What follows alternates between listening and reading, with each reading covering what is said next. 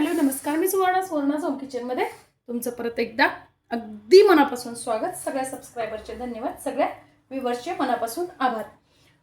दिवाळी म्हटलं का दिवाळीसाठी येतो लाडू, आणि फराळाचं ताट लाडूशिवाय पूर्णच होत नाही. तर मी सगळ्यांना आवडणारा असा दाणेदार असा बेसन लाडू कसा बनवायचा ते मी दाखवणार आहे. खूप सोपी पद्धत आहे आणि तुम्ही पहिल्यांदाच बनवत असाल ना तर या पद्धतीने बनवला ना तर परफेक्ट तुमचा लाडू तयार होईल. तर बघा, त्यासाठी मी इथे घेतलेले आहे 2 वाटी बेसन. हे माझं घरचंच डाळीचं पीठ आहे. मी हे चाळून घेतलेलं नाहीये, आहे तसंच घेतलेलं आहे. त्यानंतर मी अर्धी वाटी घेतलेला आहे रवा. रवा टाकल्याने काय होतं ना, जो लाडू टाळूला चिटकतो ना तर रवा टाकल्याने अजिबात चिटकत नाही. आणि मी अजून एक पद्धत दाखवणार आहे जेणेकरून आपला लाडू छान दाणेदार असा तयार होतो.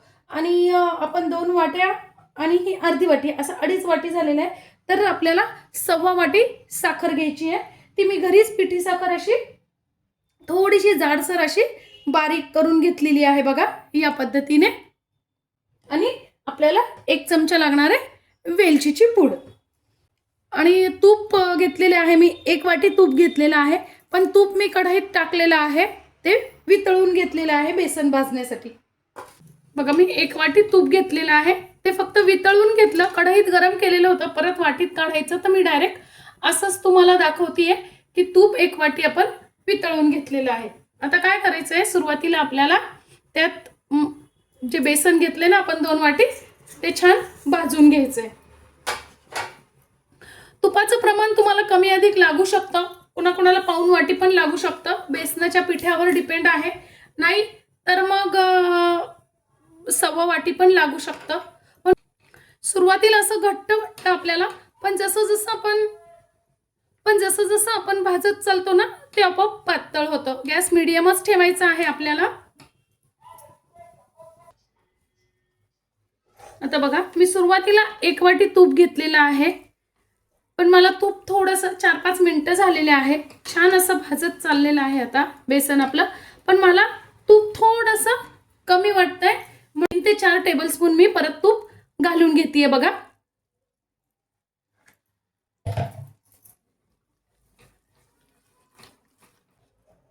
म्हणजे 1.25 वाटी तूप आपल्याला बरोबर लागतं. तुम्हाला याच्यापेक्षा जास्त लाडू करायचा असेल तर तुम्ही फक्त मोठं माप मोठं घ्या, पण प्रमाण हेच ठेवा. एक 10 ते 12 मिनिटं आपल्याला बेसन मीडियम गॅसवर मस्त भाजून घ्यायचंय आणि कंटिन्यू हलवायचंय. आता बघा, 6 ते 7 मिनिट झालेले आहे. बेसनचा कलर बदललेला आहे. आता काय करायचंय, बेसन भाजत आलं ना, जे 70% बेसन भाजलं की आपल्याला त्यातच टाकून घ्यायचा आहे रवा. रवा मी बारीक घेतलेला आहे बघा. तुमच्याकडे जर जाड रवा असेल तर तो तुम्ही मिक्सरमध्ये फिरवून घेतला तरी चालेल. अजून एक गोष्ट मैत्रिणींनो, आपण जेव्हा त्याच्यात रवा टाकतो ना त्यावेळेस काय होतं, रवा तो फुगतो तुपामध्ये आणि खूप सुंदर असं लाडूचं स्ट्रक्चर तयार होतं. आता बघा मैत्रिणींनो, मस्त असा कलर आलेला आहे. खूप सुंदर दिसतोय कलर आणि वास तर अप्रतिम येतोय.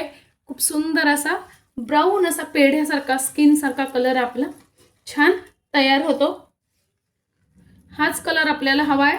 आता काय करायचंय, गॅस बारीक अगदी स्लो करायचा आणि थोडासा असा बघा पाण्याचा शिपका द्यायचा आहे. फक्त शिपका द्यायचा आहे बघा या पद्धतीने. इथे कोणी कोणी दुधाचाही देतं शिपका. याने आपल्या लाडूचं स्ट्रक्चर खूप सुंदर अगदी रवेदार तयार होतं.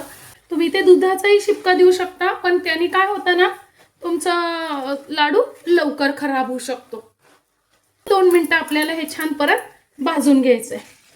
वा, मस्त असं दाणेदार असं स्ट्रक्चर आपलं तयार झालेलं आहे. तुम्हाला दिसतच असेल. आता बघा 2 मिनिटं झालेली आहे. गॅस मी बंद करून टाकलेला आहे. तर काय करायचं, आपल्याला मोकळ्या अशा भांड्यात व्यवस्थित काढून घ्यायचंय. बघा, कुठेही लागलं नाही कढईला, कारण आपण ते कंटिन्यू हलवत होतो. कलर तर अप्रतिम आलेला आहे, खूपच सुंदर. काय करायचं मैत्रिणींनो, असं मोकळ्या भांड्यात काढल्यानंतर परत आपल्याला 1-2 मिनिटासाठी हे असंच हलवायचं आहे. म्हणजे काय होतं, त्यात जी वाफ असते ना ती निघून जाते, खूप गरम असतं. नाहीतर ह्याच्या पुढे पण ती भाजण्याची प्रक्रिया चालूच असते, तर ते खूप ओव्हर कुक होऊन जातं. म्हणून काय करायचंय, 2 मिनिटासाठी आपल्याला हे सारखं असं छान हलवायचंय. बघा या पद्धतीने. आता 2 मिनिटं झालेली आहे. आपल्याला हे असंच कोंबट होऊ द्यायचंय, पूर्णपणे कोंबट होऊ द्यायचंय. तुम्ही जर यातच साखर टाकली ना तर तुमचे लाडू अजिबात तयार होणार नाही, खीरच तयार होईल मग तुमची. तर काय करायचंय, पूर्ण व्यवस्थित हे पूर्णपणे आपल्याला गार होऊ द्यायचंय. बघा खूप गरम आहे हे, आपल्या हाताला सोसेल इथपर्यंत आपल्याला ते गार होऊ द्यायचंय. आता बघा मस्त असा कलर आलेला आहे आणि अगदी आपल्या हाताला बघा, मी हात बोट घालतीये तर बोटाला सोसलं जात आहे, इतकं कोंबट असं हे झालेलं आहे. आपल्याला असंच हवं आहे. मी टाकून घेते 1 चमचा वेलची आणि जायफळची पूड आहे ही. यात साखर मिक्स आहे म्हणून मी 1 चमचा टाकलेली आहे. तुमच्याकडे जर नुसतीच वेलचीची पूड असेल तर तुम्ही अर्धा चमचा फक्त टाकायची आहे. ही छान आपल्याला मिक्स करून घ्यायची आहे आणि लगेच आपण घेतलेली साखर टाकायची आहे. बघा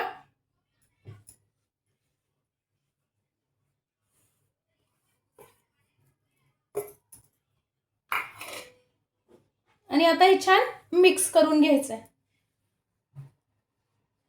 पहिल्यांदाच जरी लाडू करत असाल ना तर तुमचा लाडू अजिबात फसणार नाही. इतका पद्धतशीर आपला लाडू या जर तुम्ही प्रमाणाने केला ना तर अजिबात फसत नाही लाडू. खूप छान असा आपला लाडू तयार होतो.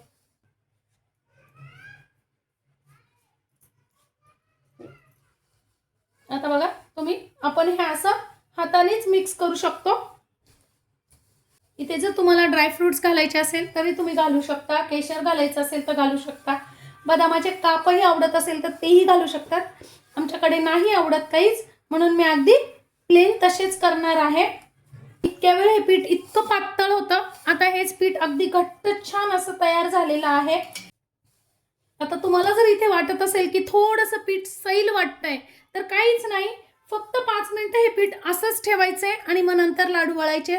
आणि तुम्हाला जर असं वाटतंय की आपला लाडू परफेक्ट लगेच तयार होतोय, व्यवस्थित वळला जातोय, तर तुम्ही लगेच लाडू वळायला घेतले तरी काही हरकत नाही. बघा बघा अगदी रवेदार असा आपला लाडू तयार झालेला आहे, खूपच सुंदर.